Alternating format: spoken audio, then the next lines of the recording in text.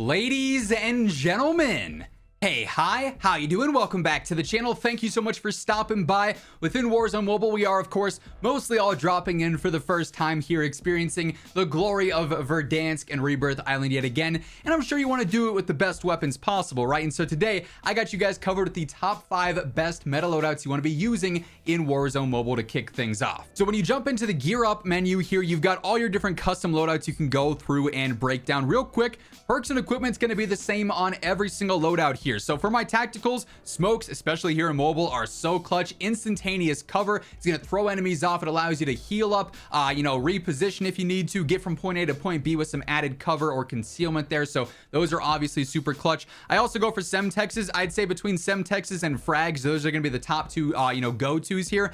If you're crazy accurate, knives would obviously be great for those insta finishes. I find myself here, especially on mobile, to be a lot more reliable with my aim with frags and Semtexes. Those are a lot more consistent with getting knocks or getting cleanups for me personally. Also, they just force enemies to move at the same time. And then the one thing I really don't love about Warzone Mobile is the fact that it's just these default perk packages. Support gives you Bomb Squad, Battle Hardened, Resupply, Survivor. Deadeye gives you Scavenger, Strong Arm, Fast Hands, High Alert. Scout gives you Scavenger, Strong Arm, Focus, and Ghost. Sentinel gives you Battle Hardened, Bomb Squad, Cold Blooded, and Quick Fix. And then Warden, my perk package of choice, gives you Double Time, Strong Arm, Fast Hands, and Quick Fix. To me, Strong Arm is the only one here that's kind of lacking. Quick Fix is obviously clutch, allowing you to regen right as you're putting on plates or getting those kills. Fast Hands with the faster reload is clutch. Double Time for the better attack sprint duration is also pretty clutch as well. So I use Warden on pretty much everything. No custom perks though, which is a bit of a bummer. Now, this first loadout that we've got here is a combination of the Ram 7, then also the HRM 9, and both of these are fantastic options. They're easy to use whether you're on touchscreen controls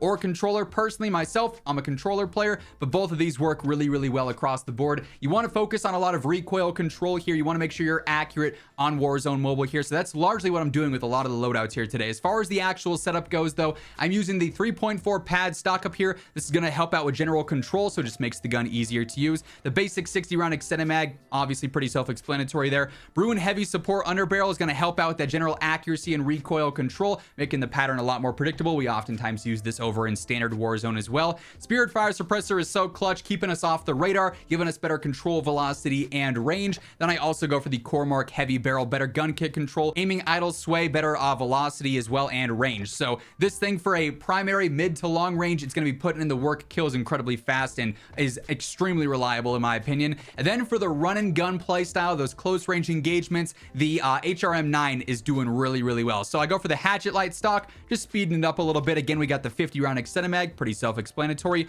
DR6 hand stop, so we are faster across the board with our strafe speed, our ADS speed, sprint to fire, making it a lot more snappy and aggressive. We've got the Thorn 90 barrel on here. It's going to help out the sprint to fire speed, our hip fire as well. So if you're getting mixy in the close range, this will keep things nice and aggressive and reliable. Then I go for the Zem 35 compensator as well. It's going to help out with that recoil control, that accuracy across the board yet again.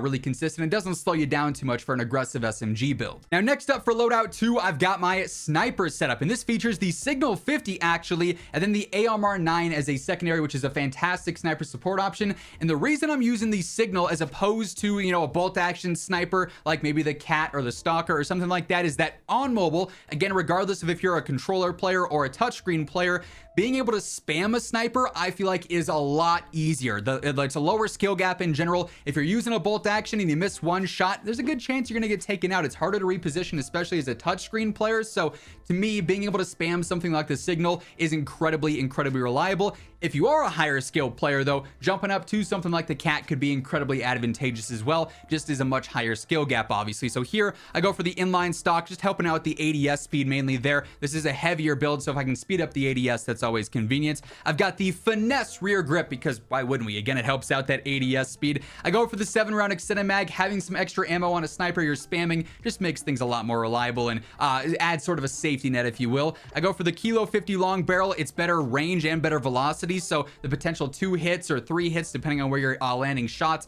is better out at a further distance. Then I also go for the Nil Sound 90 silencer. Helps out with that velocity a lot, and of course keeps you off the radar as well. So for a sniper, this one is very forgiving and I think a lot easier to do well with than some of the other options in the game. And then as a secondary, the AMR 9 is a beast beast in this game, especially when the aim assist is helping you out. This thing just absolutely melts players. So I do go for the integrated suppressor barrel, keeps me off the radar, but also extends that range and velocity. I go for the basic slate reflector, a nice little red dot. That's all preference there, though you could use any optic you're comfortable with. I go for the Wolfhound carbine stock, helps out with general control there. The basic 50 round extended mag. Then I go for the angled underbarrel here, helps out with horizontal control and aiming idle sway, so just makes the pattern a lot more predictable, and it doesn't really slow you down all that much, which is nice to see too. So it keeps it aggressive, works fantastic for close to mid range. By the way, as we're going through all the loadouts here today, if you enjoy the video or if you simply find it helpful, do me a favor, drop a like on the video itself. It is always really appreciated. And if you are new to the channel or if you have not subscribed already, every single day I got you covered with all things going on in COD, so feel free to hit that sub button to guarantee you are always up to date. Now, loadout 3 here features the Bruen and the Ram 9, two more fantastic choices that cover all types of engagements. Your mid to long range, Bruen's got the ammo, it's got the damage to knock players out. Close range, the Ram 9 is gonna fly and fry as well. So for the Bruen setup, we're basically running exactly like what I do on console per usual. So we got the 2.5 times eagle eye scope, perfect for mid to long range engagements. The 60 round mag is going to speed us up a ton and really make this feel more like an assault rifle rather than an LMG. Bruen heavy supports on here as well, just like on some of the previous options. We've got the horizon barrel, which helps out velocity and control. So again, just optimizing it, making it a little bit easier to use. And surprise, surprise, we've got the Spirit Fire suppressor on there as well. And as far as the Ram 9 setup goes, you really just want to focus on accuracy with this thing. If you can land a couple of upper body shots, it's going to be tough to outgun this thing. So 3.4 pad stock, again, helping out with gun kick control, firing aim stability. That's all super, super clutch. Imperator light barrel actually extends the velocity and the range some and gives you a little bit of strafe speed too. So it's really just adding some versatility to the weapon. Zem 35 compensator here as well, the basic 50 round extended mag, then the DR6 hand stop yet again for better mobility, just so we are still nice, snappy, and aggressive for a sub, but it also has some stability in there too, since like I said, it's just so rewarding if you land those upper body shots. Now, loadout 4 here features the SVA 545 and the Wasp Swarm. This is what I would like to call the safety net loadout. Everything about this loadout is incredibly reliable. The SVA is super easy to use. It's got a mid-tier TTK, but it's so simple and so straightforward that you're going to be deadly accurate with it and end up outgunning stronger weapons because they're more difficult to use. And then the Swarm as a secondary gives you 100 rounds of chaos, and you just can spray and pray for days and never have to worry about running out of ammo. So on the SVA, again, a very basic mid to long range setup. I go for the NIDAR model 2023 optic here. It's like a nice little yellow dot, works well for aggressive gameplay. If you want to upgrade to a 2.5 times, by all means, feel free to do so. 60 round extended mag, the Bruen heavy support, the precision barrel on here, which is going to end up helping out with idle sway, gun kick control, velocity, and range. So just making it way more efficient in the mid to long range. Then I go for the Spirit Fire suppressor yet again. That thing is super consistent across the board for mid to long range guns. And then the Wasp Swarm setup. This thing is so much fun to use in the close range right now. Slate reflector, another basic red dot. If you want to go for a NIDAR or something else, again, feel free to do so. It's all preference and all comfortability based there. Reckless 90 long barrels going to extend our most lethal damage range by a few meters, which in the close range meta is extremely clutch. So you absolutely want to be running that. I also go for the Zem 35 compensator here yet again, keeping us off the radar with a slightly shorter radar pings, but also helping out with some control. DR6 hand stop just to speed things up a little bit. We do slow it down a decent amount with the 100 round drum and then also the long barrel on there, so that gains some of that back. And then with 100 rounds, you can fight at a disadvantage 2-on-3, 2-on-4, whatever the case may be. You're never going to have to worry about reloading. And in a game where your accuracy might not be perfect on touchscreen controls or with an input delayed Bluetooth controller, this is as forgiving as it gets. So like I said, this is the safety net loadout and it is a ton of fun to use. Hey everyone, quickly wanted to give a shout out to my friends over at G Fuel. We've got our in-game metas that we of course talk about all the time, but we also got to show some love to the out-of-game metas as well. And the most effective tactic available, the meta for staying focused and energized, is picking up some G Fuel. They got a little bit of something for everyone in terms of flavors, but my personal favorites, Hype Sauce, the GOAT.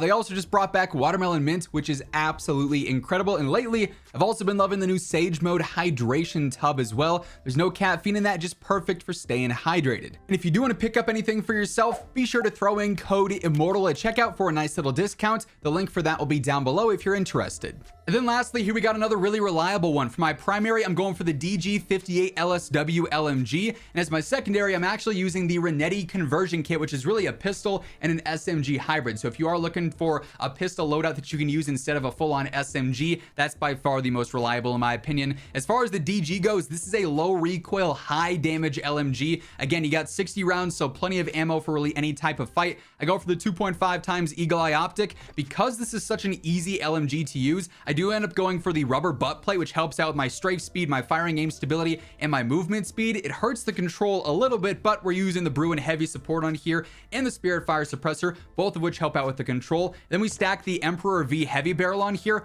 helps out even more with control, so we gain that back just fine. This is a nice mix of it really feeling like an AR LMG hybrid, but it's easy to use, but it's also relatively aggressive at the same time. So really reliable, really fun LMG setup there. And then, like I said, with the Renetti conversion kit, this is a super aggressive pistol that really feels more like a mini SMG. So we do have that ferocity carbine conversion kit on there. The 50 round drum does slow you down some, but it's a huge safety net. Yet again, you got all the ammo in the world. You don't have to worry about running out of that. I do go for an optic here on mobile. The iron sights are not my preference for mobile style gameplay, especially on touchscreen. I find myself to be a lot more accurate if I were to have a slate reflector or a NIDAR on here. I also go for the Ravage 8 stock. This just helps out with general recoil control. Then I go for the sonic suppressor, keeps me off the radar, extends that range out a little bit too, where this thing's got a crazy fast TTK in the close range. So a really reliable pistol setup available as well. And that being said, those are the top 5 best meta loadouts to be running here in Warzone Mobile at the moment. If you enjoyed the video or if you found it helpful, do me a favor, drop a like on it. It's always really appreciated. And if you're new here, you want to guarantee that every single day you are up to date with all things going on in COD, be sure to hit that subscribe button and turn on those post notifications. But once again, thank you so much for tuning in. And until next time, take it easy, have an awesome rest of your day, and I'll catch you later. Peace out.